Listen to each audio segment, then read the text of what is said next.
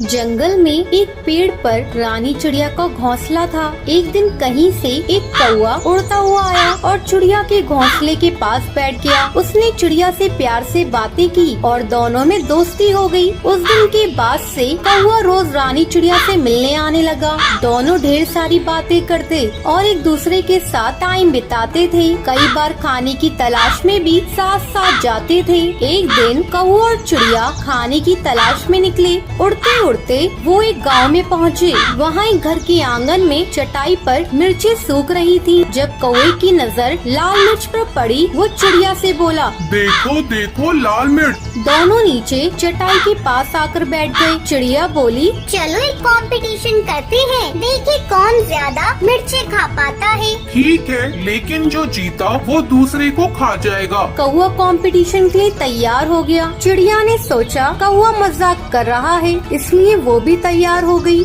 दोनों ने मिर्चें खाना शुरू किया। चिड़िया ईमानदारी के साथ मिर्च खा रही थी, लेकिन कौवा चिड़िया से नजर बचाकर बेईमानी करने लगा। कौवा कुछ मिर्चें खाता और कुछ को चटाई के नीचे छिपा देता। इस बेईमानी की वजह से कौवा जीत गया। जीत की खुशी में वो चिल्लाया, मैं जीत गया, अब मैं तुम्हें खा जाऊंगा। कौवे की बात सुनकर रानी चिड़िया बहुत दुखी हुई। वो तो कौवे को अपना दोस्त समझती थी, लेकिन कौवे ने अपना असली रंग दिखा ही दिया। कौवा चिड़िया को खाने के लिए उतावला होने लगा। तब चिड़िया बोली, ठीक है, तुम मुझे खा सकते हो, लेकिन मुझे खाने से पहले अपनी चोंच धोकर आओ। पता नहीं तुम क्या क्या खाते हो और तुम्हारी चोंच बहुत गंदी रहती है। कौवा चिड़िया की बात मान गया और उड़कर नदी किनारे चला गया। जब उसने नदी से पानी मांगा तो नदी बोली, मैं तुम्हें पानी देने को तैयार हूँ, लेकिन पहले एक मटका लेकर आओ। उसमें जितना चाहो उतना पानी ले जाना। कौवा उड़ता हुआ कुम्हार के पास गया। सुनो, मेरे लिए